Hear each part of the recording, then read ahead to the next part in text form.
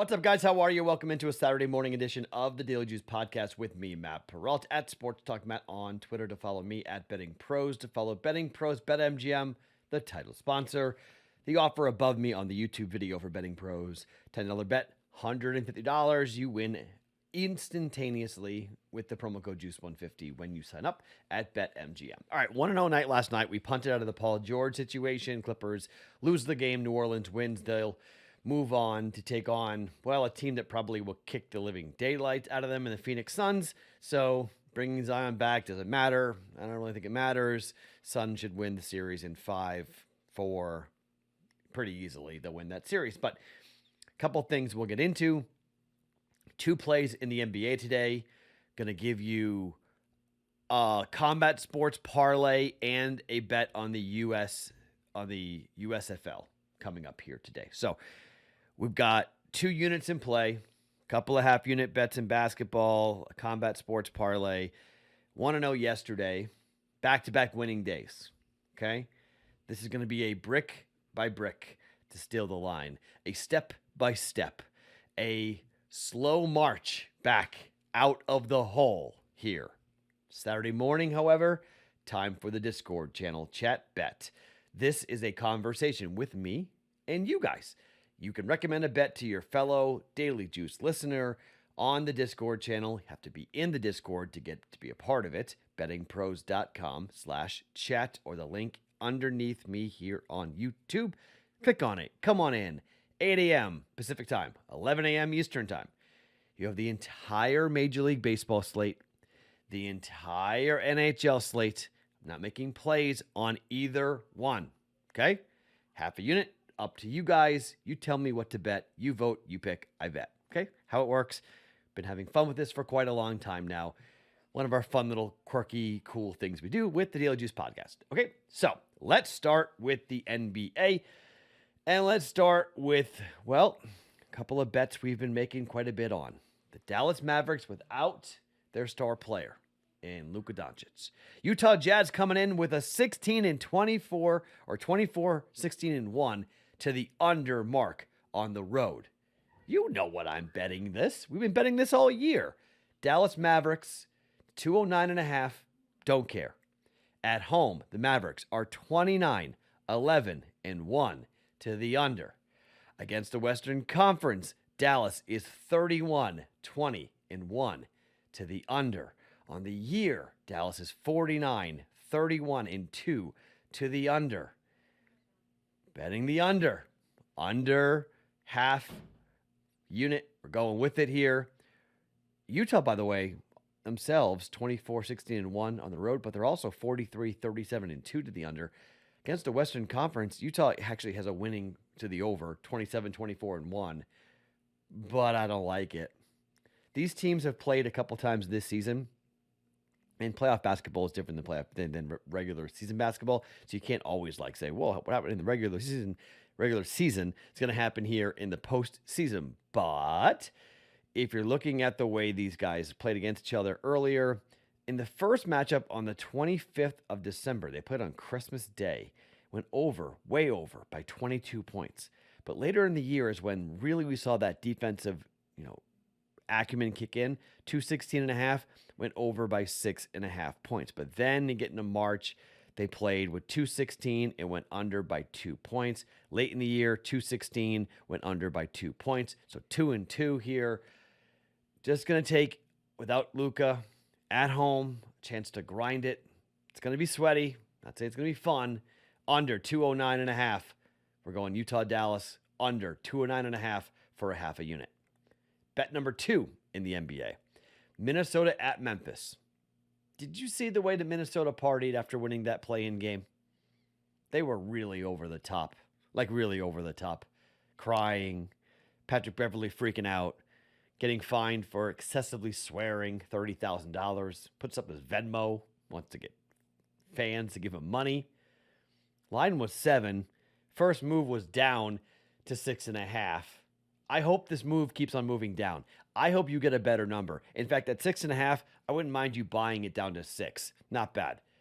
I'm taking Memphis, okay? I don't care about the Ja situation. This team is an absolute destroyer at home. ATS, Memphis, at home, 27-14. Memphis against the Western Conference, ATS, 33-18-1. Overall in the year, Memphis, 52, 29-1. If you want extra action, bet Memphis in the first quarter, okay? Whatever the number is, 1.5, 2, Memphis covering in the first quarter. They've been killers. You want even more? Bet Memphis in the first half to be leading, okay? I'll be involved in the first quarter bet for sure. Minnesota has a winning record against the West, 31-21-1, but 1-4 over the last 5, 3-7 over the last 10 on the road, 21-20 ATS for the Minnesota Timberwolves, and they snapped a 5-game losing streak against the spread with that win over the Clippers, where they were laying 3.5 and they won by 5. They were home favorites, won by 5, covered. But against Chicago, San Antonio, Washington, didn't cover. Houston didn't cover. Toronto didn't cover. Boston didn't cover. Game 1, Memphis. All Memphis. Do they still call it the Roundhouse? No. Maybe I'm confusing places. Rocket atmosphere. Memphis minus 6.5 for a half a unit, taking the Grizzlies at home. All right. So we have football today, okay? It's the inaugural debut game for the USFL, the New Jersey Generals against the Birmingham Stallions. Okay, a couple of ground rules here when it comes to betting this Mickey Mouse League. First, every game's in Birmingham, okay? All of them. No matter who is playing, every game's in Birmingham, okay? Rule number 1. Rule number 2, they have 3-point conversions. You can have a 3-point play in this. You can throw the ball twice forward if it's behind the line of scrimmage. Okay? Over, forward pass. If you don't go across the line of scrimmage, you can throw it again. Okay? The 3-point play is from the 10-yard line, which is not that hard of a play, to be quite honest. I think most teams are going to go for 3, which isn't a big deal. Onside kick. Traditional onside kick. The second will be a running 4th and 12 play from their own 33-yard line. A first down means you keep the ball from that spot. If the play fails, other team gets the ball wherever it was downed. Okay? It's a little bit of a gamble there. Overtime is wonky. Instead of the NFL's first team that gets the ball, scores a touchdown and wins, USFL has turned overtime into a back-and-forth affair. This is from Athlon Sports. Each team, their offense will alternate plays against the other team's defense from the 2-yard line. Each offense will run a total of 3 plays, with each successful scoring attempt resulting in 2 points. The team with the most points after each has run 3 plays wins the game.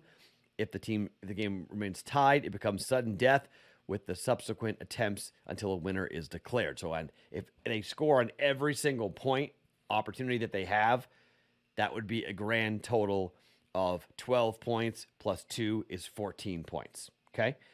So I went back and took a look at the first games for the AAF, the last time we saw one of these Mickey Mouse leagues come in. Opening game, 29 points scored. Second game, 28 points scored. Third game, 11 points scored.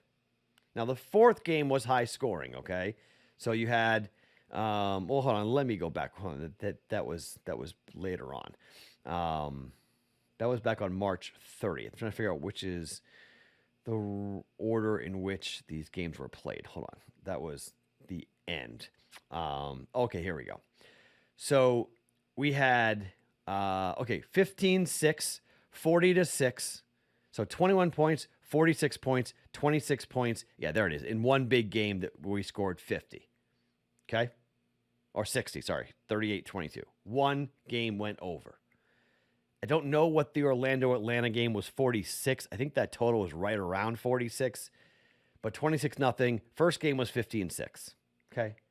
Total for this is 42.5. I don't know anything about these players, offenses, whatnot. All I know is offenses, generally speaking, are not good in these leagues. They're pretty bad. First week, unders went 3-1, depending on that Orlando-Atlanta number. I'm not sure if it was 46 or higher. I think it was. So 3-1 in week 1. Just blindly going to bet the under here. I'll see how the game gets played and then look at how we're going to bet the rest on Sunday. For the other games, just think under is a decent play. The one worry, obviously, right, are this league is trying to generate scoring. In particular, when it comes to offense, they're going to try to generate scoring. But for New Jersey against Birmingham, inaugural game, maybe some nerves, going under 42.5 for a half a unit. Not much of a breakdown, okay? Look, this is going to be a hard thing to bet. If you don't want to bet this, I don't blame you, okay? But everyone's asking, are you going to bet USFL? Are you going to bet USFL? Yeah, sure. One play, under 42.5 for the Birmingham, New Jersey game. And finally, going to give you a combat sport parlay. It's going to pay you at plus 163. Boxing and UFC combined. Earl Spence Jr. is coming back after a injury to his eye that took him off a Manny Pacquiao fight, which would have paid him a lot of money. Ugas stepped in, and Yordanis Ugas is a guy I met here in Vegas back in 2016 or 2017, I think it was. One of the first boxers I ever met here in Vegas. Unbelievable career. Guy has been just a warrior in his career. I don't see Spence having the power to stop this guy. He'll just outpoint him. He's a big favorite. The over 10.5 rounds is juiced to minus 300 to give you an idea as to what this fight's going to the cards, okay? And if it goes to the cards, Earl Spence Jr. is an absolute superstar, okay? And he is the A side. It's a 3-belt welterweight unification fight. And I think Earl Spence Jr. gets his hands raised to minus 150. If you just want to bet this straight, it's minus 150, okay? Not that bad on the juice. Earl Spence to have his hand raised, to come up, minus 150. Take that if you want. I'm going to parlay it, okay? Take the boxing fight, Earl Spence Jr. on by decision, combining it with the headline fight for the card here in Las Vegas for UFC Vegas 51, okay? Vicente Luque and Belal Muhammad fought back in 2016, okay? It was a while ago, but Muhammad got knocked out. I don't know if it happens again. I don't know if a knockout happens again, but it is a 5-round fight. And Luque is dangerous. I mean, Vicente Luque is on a 4-fight win streak right now, beating Michael Chiesa, beating Tyron Woodley. He's a really strong dude, 5'11". Average fight time is 8:15. He's a guy who hits a ton, 5.65 strikes per minute landed. A guy who's got 54% striking accuracy, which is really impressive. His defense is okay, but he's more of an offensive guy. He's hard to get on the ground, 64% takedown defense. Look, you're not taking Muhammad to the ground, 91% takedown defense, but it doesn't matter because really that's where, Luque wants to be on the feet. He doesn't want to be on the ground. He can wrestle if you want him to, but he doesn't have to. I just think this is going to be a tough matchup here for Muhammad. Look, parlays are funky. Fighting is weird. So if you don't want to go after this, but I'm trying to make some money back. I'm trying to make up for the hole here and dig us out a little bit. So maybe I'm pushing my luck a little bit here, but Luque to win, just money line, is minus 170. If you combine Spence by decision and Luque to win, it's a plus 164 bet. Half a unit. Spence by decision, Luque money line, plus 164 for a half a unit. All right. 2 NBA plays, 1 USFL play, and 1 combat sports parlay on a Saturday. I will talk to you for the Discord channel conversation, 8 a.m. Pacific, 11 a.m. Eastern time on the Discord channel. Link underneath me on YouTube, bettingpros.com/chat to get in. Again, we are taking the under in Dallas and Utah, 209.5 under. We are laying the 6.5 points with Minnesota and Memphis. Memphis minus 6.5. Under 42.5 points for the USFL game between New Jersey and Birmingham. Spence by decision and Luque money line 2-leg parlay at plus 164 for a half a unit. My name is Matt Perrault. Follow me on Twitter at SportsTalkMatt. Each and every morning, it's Daily Juice Podcast, always being brought to you by BetMGM.